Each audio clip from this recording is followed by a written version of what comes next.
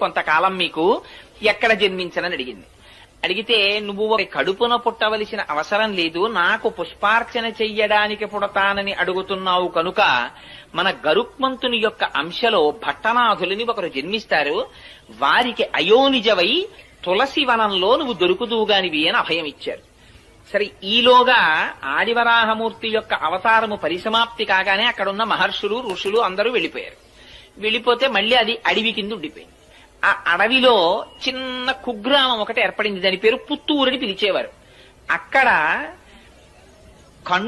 కండువు అనబడేటటువంటి పేరు కలిగినటువంటి వాడు, విల్లి అని పేరు కలిగినటువంటి వాడు, ఇద్దరు ఆటవికులు సోదరులు ఉండేవారు. వాళ్ళిద్దరూ రోజు జంతువుల్ని వేటాడి ఆ మాంసం తెచ్చుకు తినేవారు. వాళ్ళిద్దరూ ఒక రోజున ఒక పులిని వేటాడడానికని బయలుదేరారు. ఆ పులి పరిగెత్తింది ఒక గుహవేపు, అటువేపుగా ఈ విల్లి అన్నవాడు పరిగెత్తాడు, కండు అన్నవాడు పరిగెత్తాడు. ఈ